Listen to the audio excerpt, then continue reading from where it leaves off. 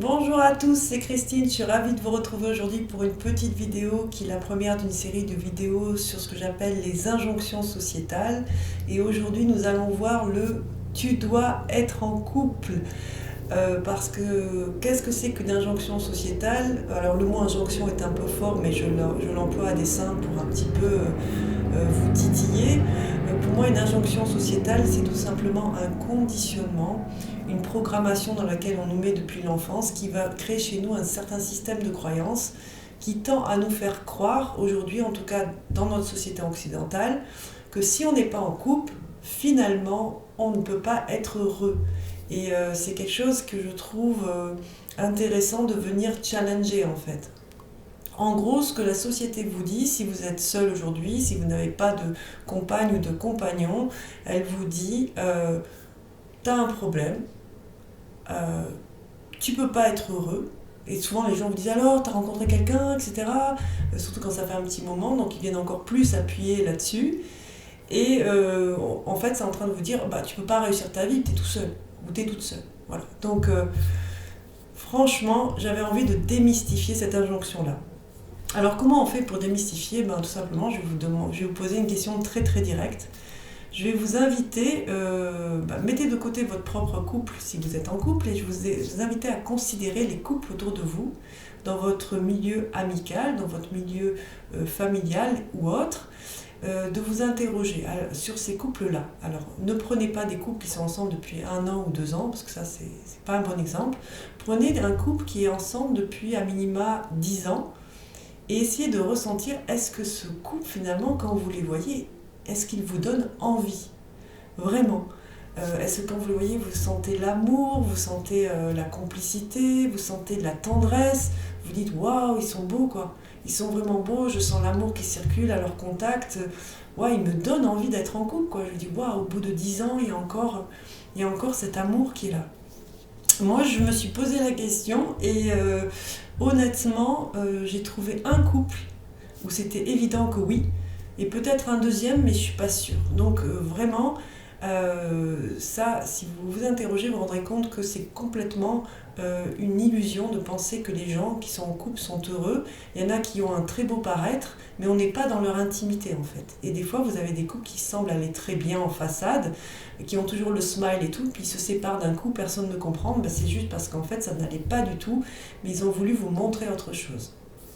Donc, être en couple, visiblement, ce n'est pas un élément clé du bonheur. Ça peut en faire partie, le fait de partager de la tendresse, de l'amour, de la sexualité, tout ça c'est enrichissant, mais ça n'est pas un élément essentiel à notre bonheur.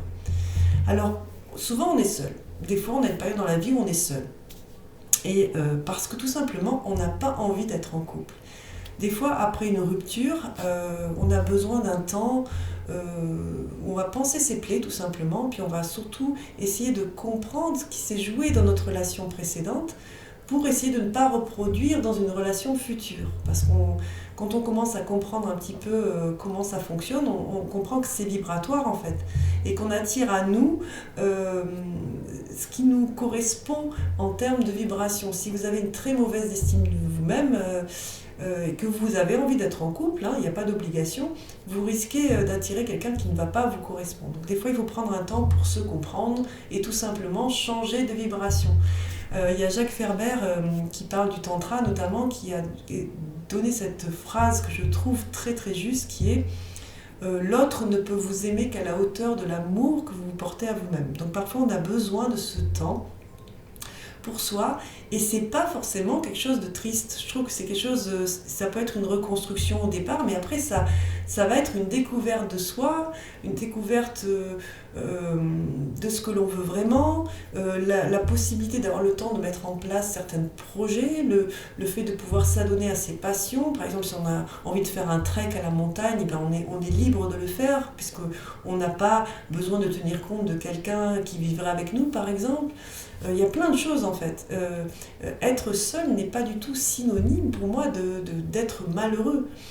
Et surtout quand on se donne ce temps, finalement, qu'on arrive à être bien seul, à se sentir dans une forme de sécurité intérieure, où on a appris à répondre à ses propres besoins, on va peut-être avoir envie de se mettre en couple, et si on en a envie, l'autre ne peut être qu'un plus finalement.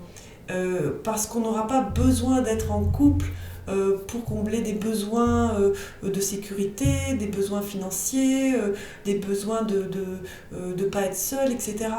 Donc j'aimerais que l'on cesse tous, autant que nous sommes, de considérer que les gens qui sont seuls ne sont pas forcément heureux. C'est une hérésie. Il y a plein de couples qui sont en couple et qui restent en couple pour des raisons qui leur appartiennent, mais ils ne sont pas heureux, ils ne se lèvent pas heureux à côté de quelqu'un quand la personne qu'ils ont à côté d'eux le matin, elle ne leur donne pas envie.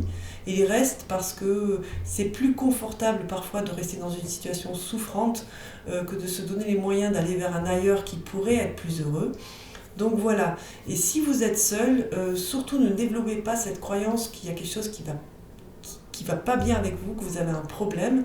Peut-être que vous avez des traumas à régler, allez voir quelqu'un, prenez-vous en main, prenez soin de vous, mais pas forcément. Peut-être que vous avez, votre priorité dans l'instant, ça va être de prendre du temps à vivre pour vous et à vous découvrir. Voilà, c'était un petit peu l'invitation de cette vidéo, parce que je suis allée en ville hier avec une amie et j'ai vu sur toutes les devantures des magasins tous ces petits cœurs, ces loves et tout ça. Je me suis dit, c'est quoi ça? Et puis je me suis souvenu que la semaine prochaine c'était la Saint-Valentin. Je me suis dit, voilà, encore une validation, le couple c'est bien, ça doit être célébré. N'oubliez pas que dans toutes les comédies romantiques, quand ça se termine bien à la fin, on ne sait pas ce qui se passe 1 an, 2 ans après. Si ça se trouve, ils ont plein de minots qu'ils n'arrivent plus à gérer, ils sont en train de s'embrouiller dans la cuisine tous les jours, etc. Ça, on ne vous le montre jamais. Donc sortons de ce mythe que le couple, c'est l'idéal. Je vous souhaite d'être heureux, que vous soyez seul ou que vous soyez en couple. Je vous souhaite aussi de ne pas considérer les gens seuls comme des gens qui ont un souci. Et voilà, c'est un peu l'invitation de cette première vidéo sur ce que j'appelle ces injonctions, ces programmes qu'on nous instille et qu'à un moment donné, il va falloir venir dégommer parce que ça nous limite en termes de notre liberté d'être et notre liberté de considérer les autres. Voilà, sur ce, je vous souhaite une belle journée, une belle soirée. Je vous dis à très vite. Bye bye.